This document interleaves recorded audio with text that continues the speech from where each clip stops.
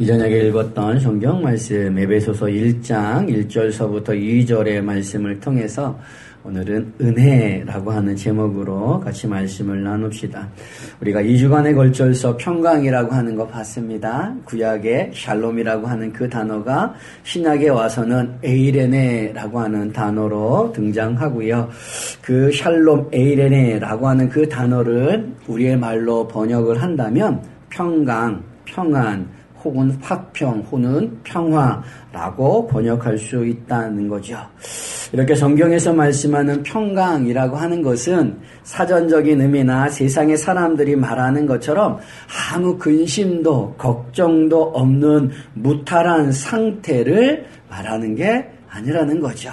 성경에서 말씀하는 평강이라고 하는 것, 평안이라고 하는 것, 화평이라고 하는 것, 평화라고 하는 것은 기본적으로 하나님과 하나님의 백성과의 관계 속에서 말씀하는 단어라고 하는 거죠. 그래서 1차적으로 하나님과의 그 평강에 있는 사람은 세상을 살아갈 때에 큰 요동함 없이 하나님이 주시는 그 평강을 누리며 살아갈 수 있다라고 하는 거죠.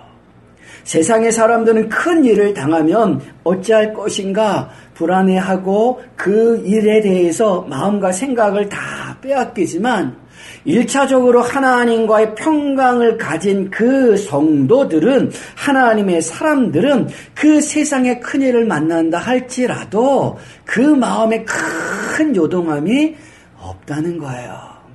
왜? 하나님이 주시는 평강이 있고 예수 그리스도로 말미암은 그 평강이 있기 때문이라는 거죠. 그래서 그것이 세상의 사람들과는 다른 모습이라는 거예요. 그래서 우리의 믿음의 선배들은 옥중에서도 한 일이 뭡니까? 찬양하는 거예요. 바울과 실라가 옥중에 갇혔지만 그분들이 보여준 모습은 뭐냐면 하나님 앞에 찬양하는 거죠. 더불어 카타콤이라고 하는 거 알죠? 그 무덤 속에 지하교회, 그 카타콤인데 그 카타콤 속에서도 뭘 누리느냐? 평강을 누린다라고 하는 거죠.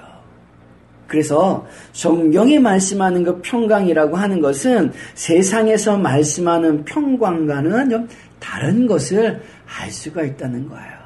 그렇게 하나님이 주시는 평강을 누리는 사람이 하나님과 세상 사이에 평강이 이루어지고 사람과 사람 사이에 평강이 이루어질 수 있도록 해야 할 일이 뭐냐? 화목의 다리가 되어야 한다라고 하는 거죠.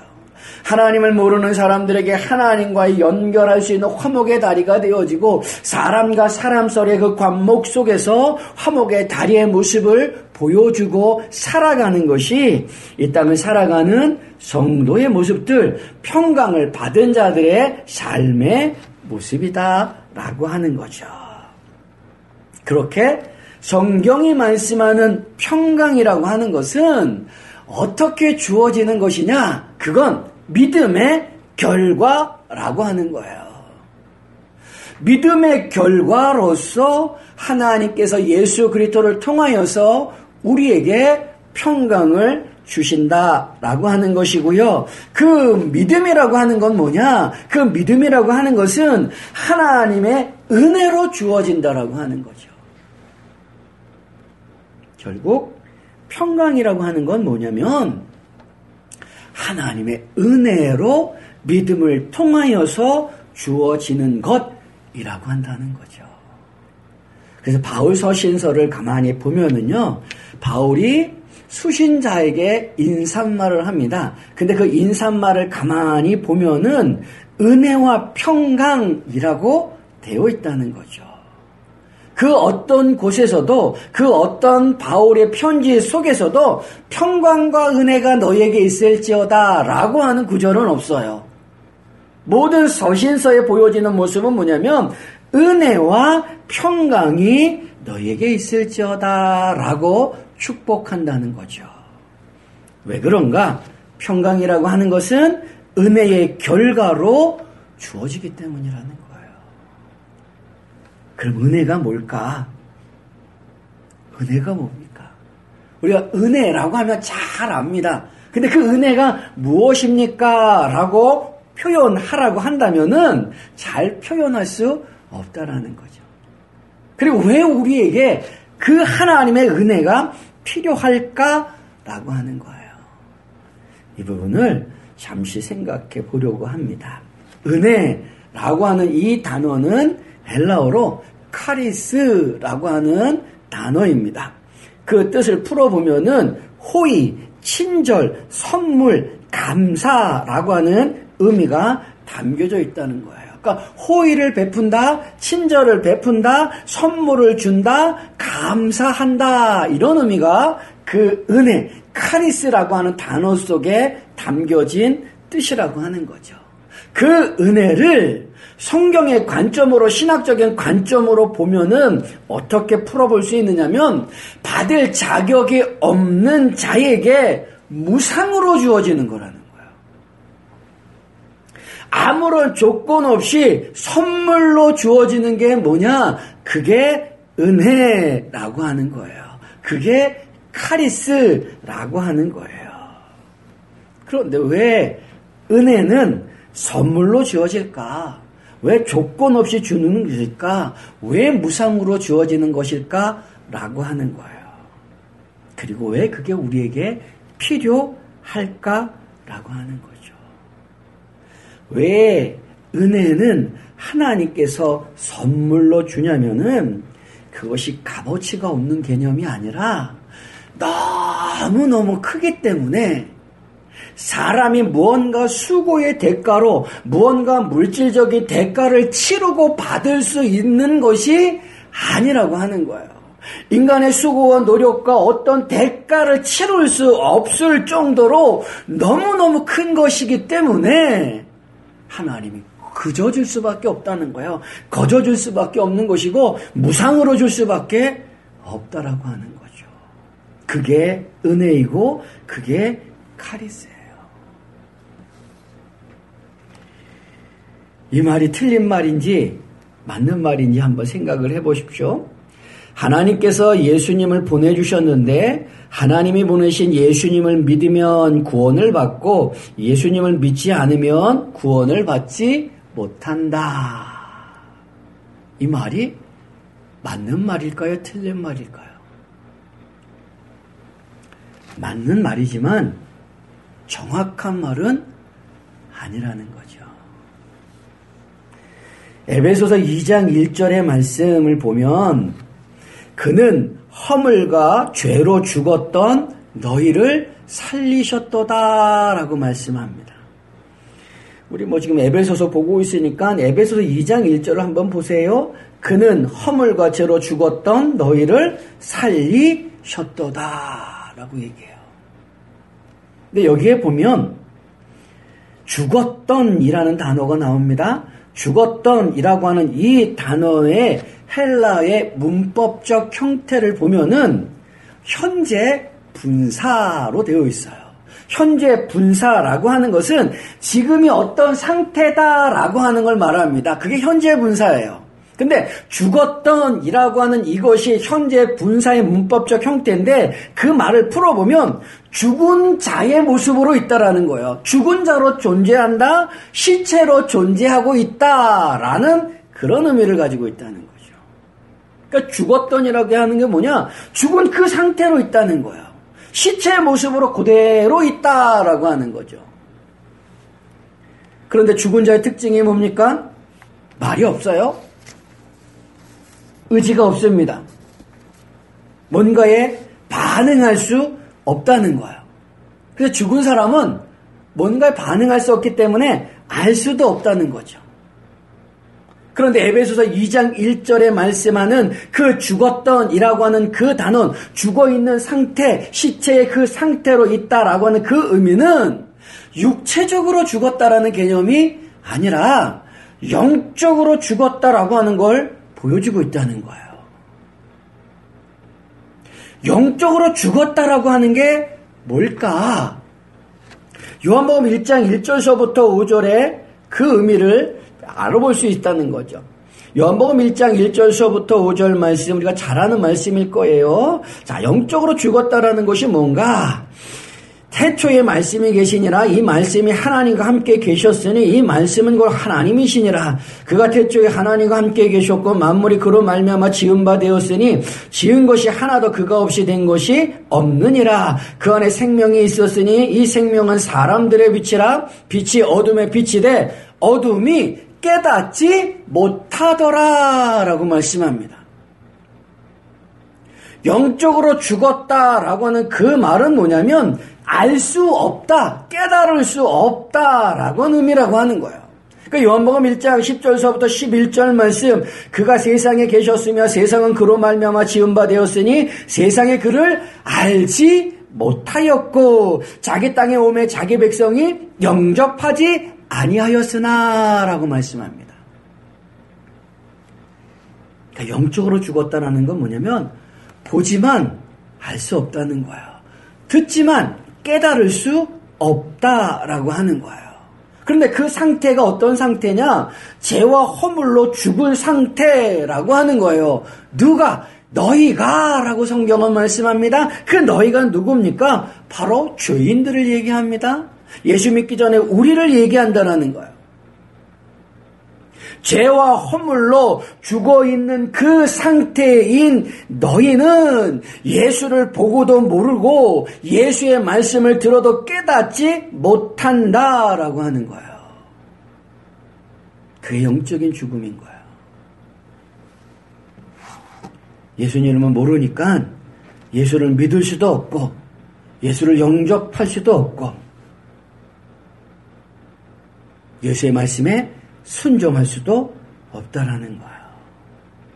성경이 보여지는 그 모습은 인간의 수고와 노력과 힘과 의지로는 결코 하나님을 알 수 없다, 영접할 수 없다라고 말한다는 거죠. 그럼 누가 예수를 알고 누가 예수를 믿고 누가 예수를 영접합니까? 하나님이 그렇게 하신다는 거예요. 하나님이 예수를 알게 하시고 예수를 깨닫게 하시고 예수를 믿게 하시고 예수를 영접하게 하신다라고 하는 거죠. 그의 한 예로 보여주는 모습이 베드로가 가이사랴 빌립보에서 예수님에 대한 신앙 고백을 합니다. 마태복음 16장 16절의 말씀, 주는 그리스도이시오 살아계신 하나님의 아들입니다 라고 하는 정확한 신앙 고백을 합니다. 그런데 그 신앙 고백에 대해서 예수님은 이렇게 답변하십니다. 다요나 시몬아 내가 복이 있도다. 이를 내게 알게 한 이는 혈육이 아니오 하늘에 계신 내 아버지시니라. 결국 베드로가 주는 그리스도시요 살아계신 하나님의 아들입니다 라고 하는 신앙 고백을 할 수 있는 이유는 하나님이 알게 하신다는 거예요. 하나님이 깨닫게 하신다는 거예요. 하나님이 그 예수를 영접하게 하신다라고 하는 거예요. 그래서 영적으로 죽은 자들, 곧 죄인은 필연적으로 필요한 게 뭐냐면 하나님의 은혜라고 하는 거죠. 그 하나님의 은혜가 내게 있음으로 말미암아 내가 예수를 영접한 거고 말씀을 듣고 예수를 깨닫는 것이고 그 예수의 말씀에 순종하는 거죠. 그렇게 그 죄인을 죽은 존재로 만드는 게 뭡니까? 죄예요? 그 죄라고 하는 것은 헬라어로 하마르띠아라고 하는데 이 의미는 뭐냐면 표적에서 벗어나다, 목표물에서 벗어나다라고 하는 거예요. 근데 그 표적이 뭐냐? 그 목표가 뭐냐? 그건 하나님의 말씀이라고 하는 거죠. 성경에서 말씀하는 죄라는 것은 뭐냐면 하나님의 말씀에서 벗어나는 것, 하나님의 말씀에 순종하지 않는 것, 그게 바로 죄다라고 말씀한다는 거예요. 그러니까 말씀의 불순종이 죄라고 하는 거죠. 근데 그 죄의 시작은 어디서부터 시작되어졌습니까? 우리가 잘 알고 있는 것처럼 창세기 2장에 가면 잘 보여주죠. 창세기 2장에 주님께서, 우리 하나님께서 선악을 알게 하는 나무의 열매를 먹지 말라, 먹으면 반드시 죽으리라 라고 말씀한다는 거예요. 그 하나님의 말씀에 불순종하는 것이, 그 하나님의 말씀을 온전히 지키지 못하는 것이 얼마나 무서운가라고 하는 것을 표현하기를 반드시 죽는다라고 말씀하신다라는 거예요. 근데 아담은 어떻게 해요? 그 선악을 알게 하는 나무의 열매를 마귀의 미혹에 넘어가서 먹게 되어지는 거죠. 결국 불순종하는 것이고, 그 불순종으로 말미암아 죄를 짓게 되어지고 에덴 동산에서 쫓겨나야 하고, 영적으로는 죽은 존재가 되어야 하는 것이고, 육체적으로는 죽어야 할 존재가 된다라는 거예요. 죽은 자에게서 났기 때문에 그 죽은 자로 난 사람들은 다 죽은 자라는 거죠. 그걸 우리가 뭐라고 부르냐? 원죄라는 거예요. 그 아담의 그 죄가 그대로 우리에게 전가되어지는 거죠.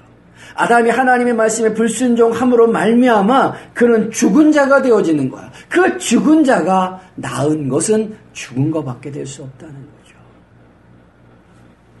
로마서 5장 12절의 말씀, 그러므로 한 사람으로 말미암아 죄가 세상에 들어오고 죄로 말미암아 사망에 들어왔나니 이와 같이 모든 사람이 죄를 지었으므로 사망이 모든 사람에게 이르렀느니라. 그래서 그 죄로 말미암아 로마서 5장 10절에 말씀하기를 하나님과 원수되었다라고 말씀한다는 거예요. 하나님과 원수가 되었는데, 하나님과 원수된 자가 누굽니까? 우리죠. 죄인이에요. 그 죄인은 결코 하나님의 은혜를 받을 만한 존재가 아니라는 거죠. 받을 만한 가치가 있는 게 아니라는 거예요. 그런데 하나님이 우리에게 은혜를 베풀어 주셨어요. 그래서 예수를 알게 하고 깨닫게 하고 믿게 하고 영접하게 합니다. 그게 은혜예요. 하나님과 원수 되어줬고 인간의 어떤 수고와 노력에 의해서 받을 수 없을 만큼 너무너무 큰 것이기 때문에 하나님이 선물로 무상으로 은혜를 베풀어 주시는 거예요. 그런데 그걸 받은 자들은 예수를 알고 예수를 믿고 예수의 말씀을 깨닫고 예수의 말씀에 순종한다는 거죠. 근데 왜 하필 우리일까? 왜 하필 나를 하나님께서 은혜를 베풀어 주셨을까? 이 땅에는 우리보다 훨씬 똑똑하고 잘나고 많은 것들을 가진 사람들이 있음에도 불구하고 왜 하나님은 우리에게, 나에게 은혜를 베푸셔서 예수를 알고 예수를 영접하게 하고 그리고 구원을 주셨을까라고 하는 거죠. 그러한 물음은 하나님께서 왜 하필 이스라엘을 선택하셨는가라고 하는 물음과 같습니다. 왜 하나님께서는 이스라엘을 선택하여 부르셨을까? 왜 모세를 부르셨을까? 그건 하나님의 주권이라는 거예요. 하나님의 고유한 권한이라고 하는 거예요. 하나님의 고유한 권한이기 때문에 그 피조물들이 그것에 대해서 왈가왈부할 수 없다는 거예요. 왜 이스라엘을 선택했습니까? 왜 나를 선택했습니까? 라고 말할 수 없다라고 하는 거죠. 하나님께서 이스라엘을 선택하시고 나를 선택하신 그 물음에 대해서 알 수 있는 성경의 답이 있습니다. 신명기 7장 6절과 7절의 말씀에 보면 이렇게 표현합니다. 너는 여호와 내 하나님의 성민이라. 내 하나님 여호와께서 지상 만민 중에서 너를 자기 기업의 백성으로 택하셨나니 여호와께서 너희를 기뻐하시고 너희를 택하심은 너희가 다른 민족보다 수요가 많기 때문이 아니니라. 너희는 오히려 모든 민족 중에 가장 적으니라 라고 말씀합니다. 하나님께서 이스라엘을 선택하신 이유가 뭐냐? 다른 민족보다 강하기 때문에, 다른 민족보다 똑똑하기 때문에, 다른 민족보다 뭔가 특이한 것이 있기 때문에 하나님께서 선택하신 것이 아니라 다른 민족에 비교해서 너희가 가장 작다라고 합니다. 가장 적다라고 합니다. 적다라고 하는 건 뭐예요? 그만큼 연약하다라는 거예요. 이스라엘 선택한 이유가 뭐냐? 연약하기 때문에. 그래서 신명기 9장 4절서부터 5절은 이렇게 말씀합니다. 내 하나님 여호와께서 그들을 내 앞에서 쫓아내신 후에 내가 심중에 이르기를 내 공의로움으로 말미암아 여호와께서 나를 이 땅으로 인도하여 들여서 그것을 차지하게 하셨다 하지 말라. 신명기의 말씀이 뭐냐면, 이미 하나님께서 그들에게 주셨던 말씀이 뭐냐면, 너희들이 가나안 땅을 차지했을 때에 스스로 생각하고 스스로 말하기를, 우리는 하나님의 말씀을 잘 지켜서, 우리는 하나님의 말씀에 순종해서, 우리는 하나님 앞에 공의로워서 하나님께서 우리를 인도하여 이 땅을 차지하게 하셨다 라고 말하지 말라라는 거예요. 하나님께서 그 땅을 주신 이유는 무엇인가? 그 신명기 9장 5절에 보면 이렇게 말씀합니다. 여호와께서 이같이 하시면 내 조상 아브라함과 이삭과 야곱에게 하신 맹세를 이루려 하심이니라. 결국은 이스라엘이 연약하여서 선택하신 것이고, 이스라엘에게 가나안 땅을 주신 그 이유는 하나님께서 아브라함에게 약속하시고 이삭에게 약속하시고 야곱에게 약속하신 그 약속 때문에 그 땅을 주셨다라는 거예요. 근데 스스로 생각하기를 우리는 공의로워서, 우리는 하나님 앞에 정직하여서, 우리는 뭔가 다른 민족보다 남달라서 하나님께서 이 땅을 우리에게 주셨다 라고 생각하지 말라는 거예요.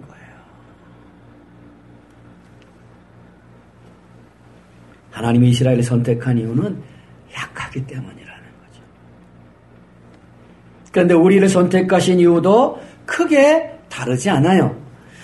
고린도전서 1장 26절서부터 29절의 말씀, 형제들아 너희를 부르심을 보라. 육체를 따라 지혜로운 자가 많지 아니하며 능한 자가 많지 아니하며 물건 좋은 자가 많지 아니하도다. 그러나 하나님께서 세상에 미련한 것들을 택하사 지혜 있는 자들을 부끄럽게 하려 하시고 세상에 약한 것을 택하사 강한 것을 부끄럽게 하려 하시며 하나님께서 세상에 천한 것들과 멸시받는 것들과 없는 것들을 택하사 있는 것들을 패하려 하시나니 이는 아무 육체도 하나님 앞에서 자랑하게 하지 못하게 하려 하심이라.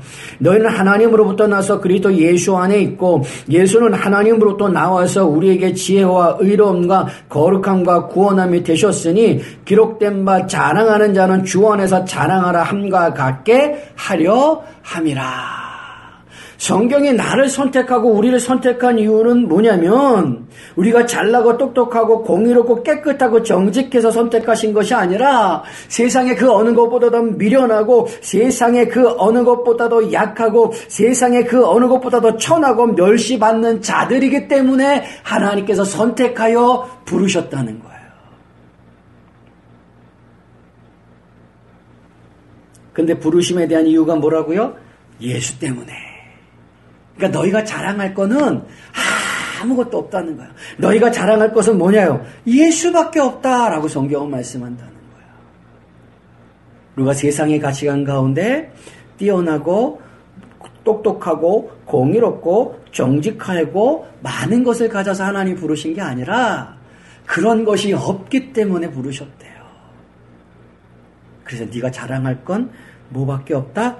예수밖에 없다라고 말씀하신다는 거죠. 그런 연약한 이스라엘을 통하여서 그렇게 미련한 우리를 통하여서 하나님이 뭐 하시는 거예요? 하나님의 하나님 되심을 드러내는 거예요. 그걸 보여주는 거예요. 그 세상에 미련한 것들을 택하사 지혜 있는 자들을 부끄럽게 하시고 세상의 약한 것을 택하사 강한 것을 부끄럽게 하시고 세상의 천한 것과 멸시받는 것들과 없는 것들을 택하사 그것들을 패하려 하신다. 그래서 결국 누굴 드러나게? 하나님. 하나님이 우리를 선택하여 부르신 개념은 되게 뭐가 조건이 있어서가 아니에요. 오히려 조건이 없기 때문에, 내세울 게 없기 때문에 나를 선택해서 그 나를 통하여 하나님의 하나님 되심을 보이시기 원한다는 거죠. 왜 하나님께서 바울을 부르셨을까요? 신앙적인 측면으로 본다면은 바울보다 더 믿음 좋은 분이 계신데 그 바울에 의해서 순교당한 스데반 집사님이에요. 믿음의 관점에서 보면은 스데반 집사님이 훨씬 더 믿음이 좋으셨죠. 그런데 하나님은 스데반 집사님을 선택하여 부르시지 아니하고 바울을 부르셨어요. 또 학식과 경륜의 모습으로 본다면은 바울만큼 뛰어난 분이 누구냐면 디모데입니다. 근데 디모데를 선택하지 아니하시고 하나님 누굴 선택했어요? 바울을 선택했다는 거죠. 예수 믿는 사람을 핍박하고 죽이고 교회를 무너뜨리고 더 많은 사람을 잡으려고 다메섹을 향하여 가던 그 바울을 만나주시고 그에게 이방인의 사도가 되도록 부르셨다는 거예요. 결국 바울을 통하여 보여지는 게 뭐예요? 하나님의 하나님 되심. 1차 선교여행, 2차 선교여행, 3차 선교여행, 그리고 로마 여행을 통하여서 하나님의 하나님 되심이 바울을 통하여 크게 드러났다는 거죠. 바울은 하나님께 은혜 받을 만한 자격이 없는 자예요. 그런데 그런 바울에게 하나님께서 은혜를 베풀어 주셨다는 거죠. 그래서 바울이 고린도전서 5장 10절에서 이렇게 말씀합니다. 그러나 내가 나된 것은 하나님의 은혜로 된 것이니 내게 주신 그의 은혜가 헛되지 아니하여 내가 모든 사도보다 더 많이 수고하였으나 내가 한 것이 아니요 오직 나와 함께 하신 하나님의 은혜로다. 결국 뭘 자랑하는 거예요? 예수 자랑하는 거예요? 하나님 자랑하는 거예요. 하나님 드러내는 거예요. 예수 드러내는 거예요. 우리가 잘나서 똑똑해서 능력이 있어서 우리에게 은혜를 주신 게 아니라는 거죠. 예수를 알게 하고 예수를 영접하게 하신 것이 아니라 세상의 관점으로 보면 더 못나고 더 약하고 더 능력이 없지만 그런 우리를 긍휼히 여겨주셔서 우리에게 더 큰 은혜를 베풀어 주시는 거예요. 그래서 예수 믿는 사람을 삼아주시고 하나님의 자녀로 삼아주시고 그런 우리를 통하여 하나님은 기뻐하시며 영광을 받으시며 하나님의 하나님 되심이 드러나기를 원한다라고 하는 거죠. 그래서 우리가 뭐 해야 될까? 신명기 6장 5절은 이렇게 말합니다. 너는 마음을 다하고 뜻을 다하고 힘을 다하여 내 하나님 여호와를 사랑하라. 이 말씀을 그대로 인용합니다. 마가복음 12장 30절 내 마음을 다하고 목숨을 다하고 뜻을 다하고 힘을 다하여 주 너희 하나님을 사랑하라 하신 것이요. 결국 뭐 하라는 거야? 우리의 힘은 모두 쏟아서 하나님을 사랑하는 것이 내게 베풀어 주신 은혜의 천분의 일, 만분의 일을 갚는 모습이에요. 아니, 그렇다 할지라도 그 은혜를 갚을 수는 없죠. 그러나 내게 주신 그 은혜를 감사하며 살아야 할 자의 모습이 뭐냐? 하나님을 여호와를 많이 사랑하며 살아간다는 거예요.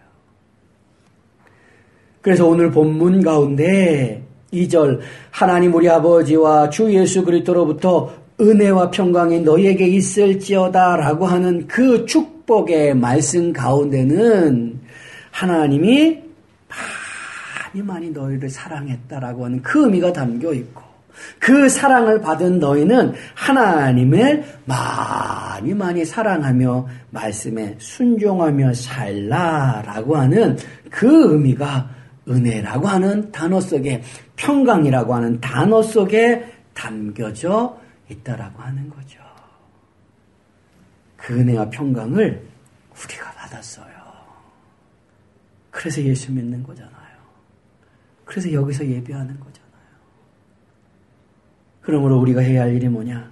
내가 그 큰 사랑을 받았으니 하나님을 많이 사랑하는 그 모습이 우리에게 있어야 하고, 내게 받은 그 사랑이 있으니 그 사랑을 예수를 알지 못하는 사람들에게 나눠주며 사는 삶이 우리의 삶, 성도의 삶이라는 거죠. 그런 은혜와 평강을 받았던 우리가 그 은혜와 평강을 세상 사람들에게 나눠주는 삶을 살아갈 수 있기를 주님의 이름으로 축원합니다. 아멘. 기도하겠습니다.